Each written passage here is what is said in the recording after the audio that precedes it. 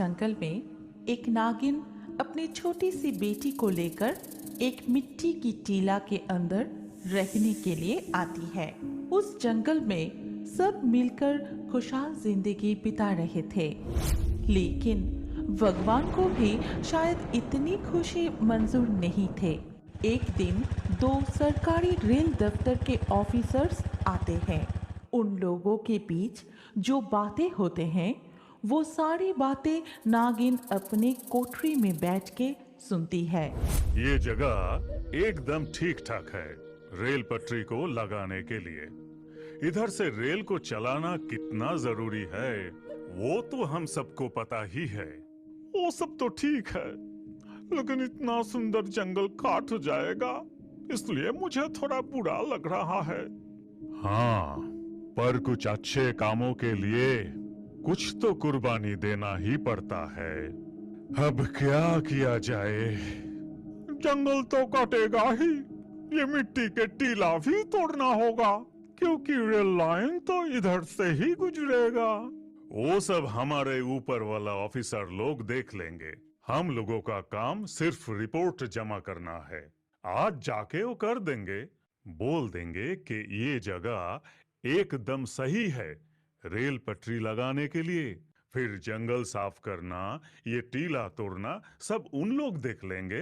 ये सब बात करके वो दोनों वहां से चले जाते हैं।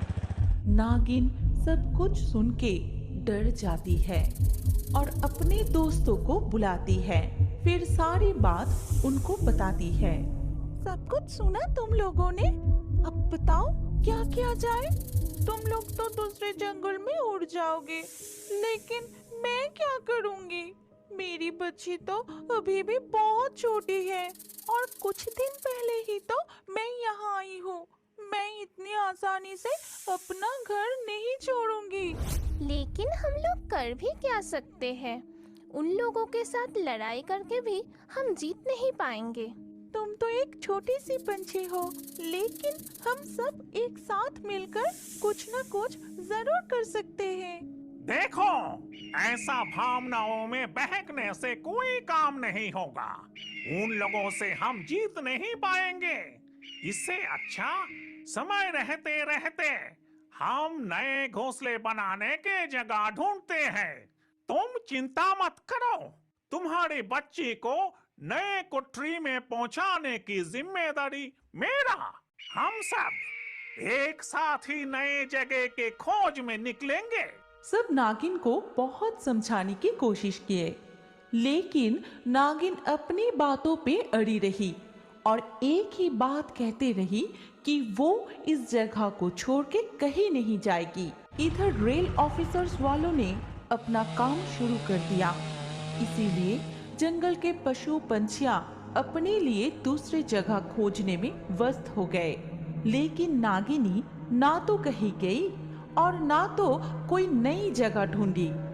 वो जैसे पहले अपनी जिंदगी गुजर रही थी वैसे ही गुजरती रही। कोई मेरे साथ नहीं दिया, लेकिन मैं इस जगह को नहीं छोड़ूंगी, जान चली जाए तो भी नहीं। लेकिन अपनी जिद के वजह से मैं अपनी बच्ची को मुसीबत में नहीं डाल सकती। उसके सामने खूबसूरत जिंदगी पड़ी है, उसे अच्छे से जीने देना मेरी जिम्मेदारी है। ये सब सोच के वो मैक्स ईगल को बुलाती है। देखो, इस जंगल में तुम ही सबसे बड़ा पक्षी हो, मुझे तुम पे भरोसा है। मैं तुमको मेरी बच्ची की जिम्मेदारी सौंपना चाहती हूँ। मैं यहाँ से कहीं नहीं जाऊंगी, लेकिन तुम मेरी बच्ची को ले जाओ, उसकी देखभाल अच्छे से करना। तुम ये गलत कर रही हो। तुम्हारी बच्ची बहुत ही छोटी है। हम सब जान लगाकर उसकी देखभाल करेंगे, लेकिन उसको तुम्हारी जरूरत है। तुम अपनी जिद की वजह से अपनी बच्ची को ही खो रही हो। मैं जो भी कर रही हूँ सोच समझ कर ही कर रही हूँ। तुम सब मेरी बच्ची को अच्छी परवरिश दोगे, ये मेरा यकीन है। मुझे कमजोर मत करो। इसे लेकर जाओ। फिर मैक्स ईगल नागिनी की बेटी को अपने साथ लेकर चली जाती है। नागिनी यहाँ पे अकेली रह जाती है। पूरे जंगल खाली हो गया था। मिट्टी के टीले के नीचे नागिनी चुपचाप बैठी रही। वो मन ही मन सोचने लगा कि कैसे ये कार्यक्रम रोका जाए। कितने सारे पशु पक्षी को बेघर किया ये रेल पटरी। अगर मैं मर भी जाती हूँ तब भी ये जगह नहीं छोड़ूंगी और एक भी रेल को यहाँ से चलने नहीं दूंगी, और ये वादा मेरी अपने आप से है। कुछ ही दिनों में मिट्टी के टीला भी तोड़ दिए गए। जंगल को तो पहले ही साफ कर दिया गया था। वहाँ रेल पटरी भी लगाए दिए गए। उसके कुछ ही दिन बाद पहले रेल चलना शुरू किया। जहाँ वो टीला थी, हर रात को उस जगह पे आके